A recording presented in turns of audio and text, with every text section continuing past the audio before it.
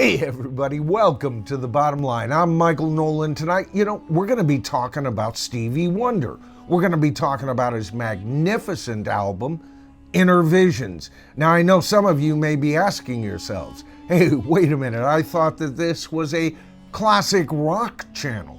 And you'd be right. For the vast majority of my videos, that's what I cover. But tonight, I'm still covering classic rock as far as I'm concerned, and we'll be getting into that because I consider Innervisions by Stevie Wonder a classic rock album, but even more than that, all right? And then we're gonna take a look at this album with some fresh ears. Does this wonderful album that came out and sounded so magnificently refreshing on August 3rd, 1973, sound just as sizzling as it did 50 years ago? The album turned 50 years old on August 3rd, folks, and we're going to be talking about it in this video tonight.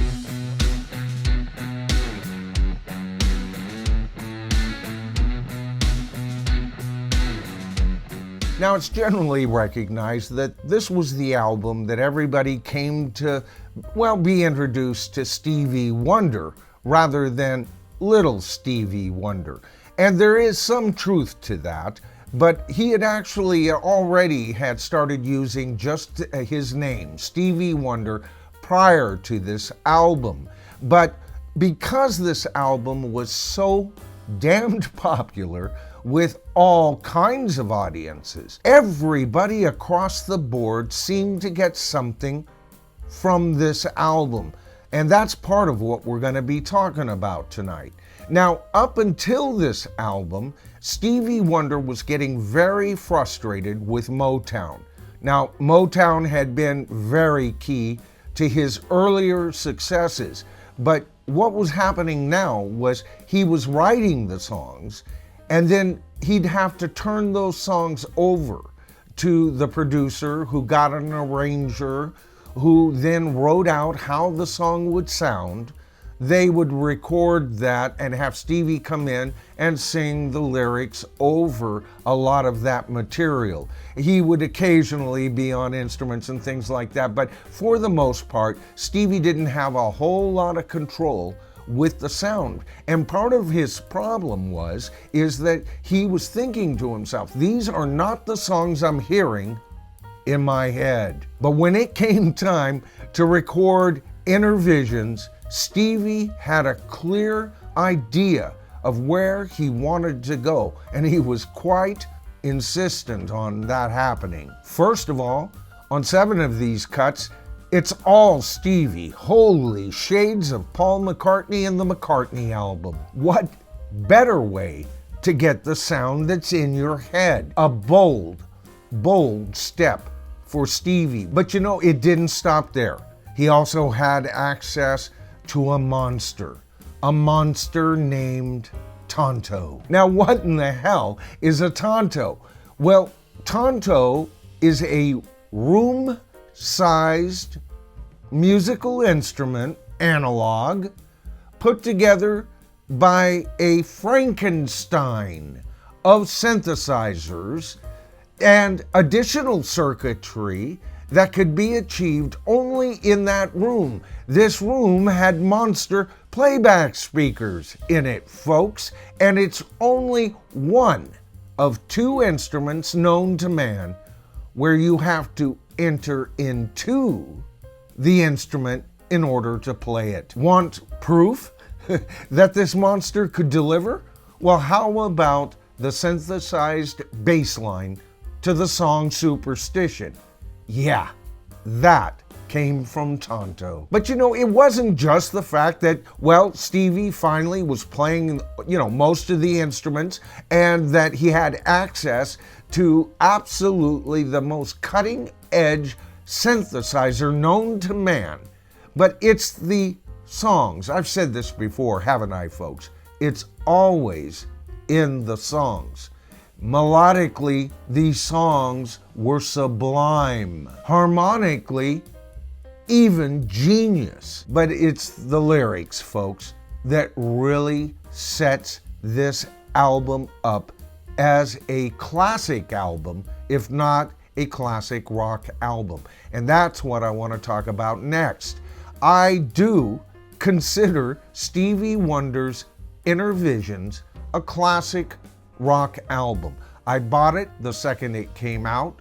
I absolutely adored it, and I spent most of my time listening to Led Zeppelin at that time, and when I could find the time, Beatles songs, Beatle albums and everything. But I had worn those Beatle albums out, and you know what?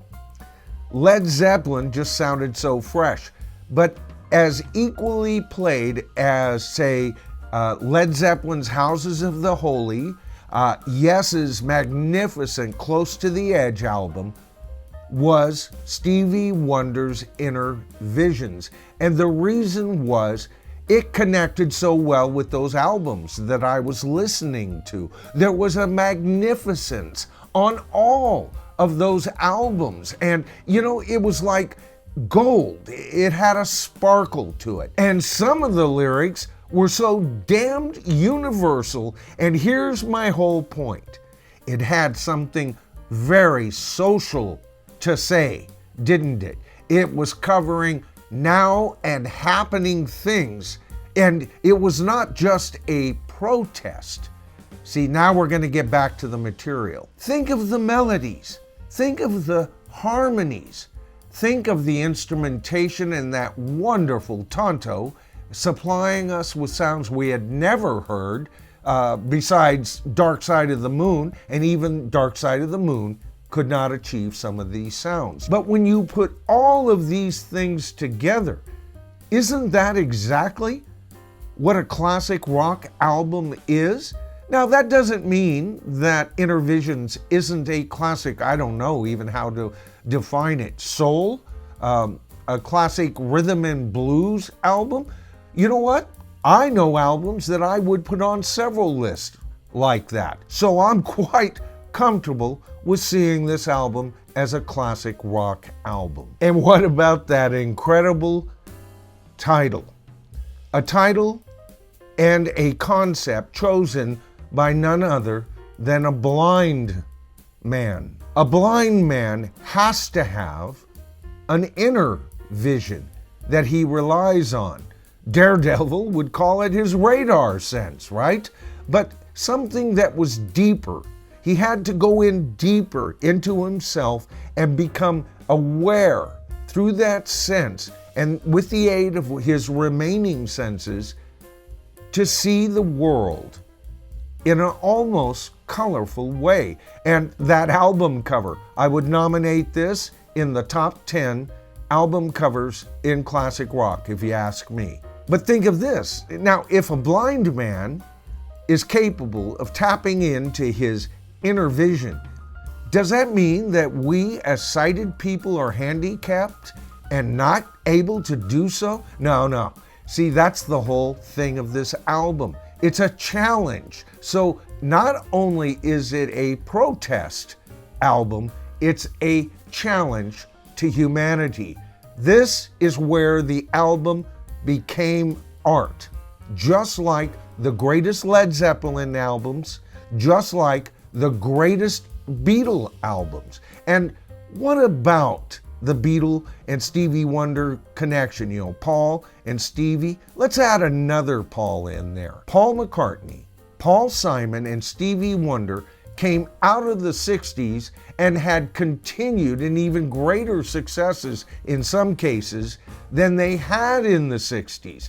It seemed like every damn time I turned on a radio, I was listening either to a Paul McCartney and Wings song, or I was listening to a Paul Simon, without Garfunkel, song after, hit after hit after hit, or I'd be listening to Stevie Wonder. And these three artists are my favorite singer-songwriters from the 70s. But what was the challenge of this album? I said it's an album and a challenge.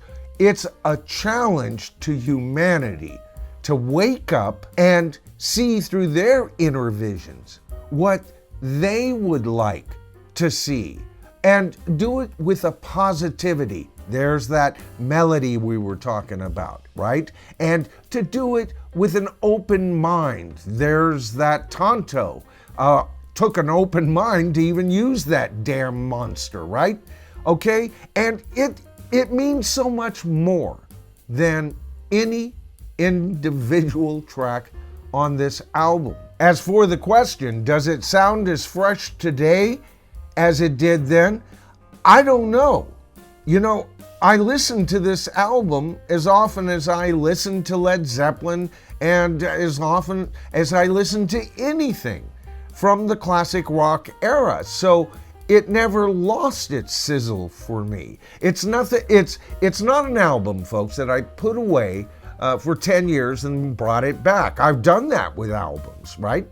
But it's always just kind of been one of the ones that I go to. And when I'm in a real spiritual mood, like on a walk, I love to walk, folks, I put on my headphones and I'll listen to Innervisions from track 1 to track end. All right, folks, if you enjoyed the video tonight, please give it a thumbs up. That helps with channel growth. You know, the channel expands, tribe grows, and all of that. And by the way, if you haven't subscribed to the channel, that's as easy as freaking pie. I'm telling you, all you have to do is hit that subscribe to the tribe button, then tap that top bell, icon so that you're notified of all of my future videos. And you're in. It's that simple. All right, folks, I'm Michael Noland. Together, you and I, especially in the comments, we are the tribe.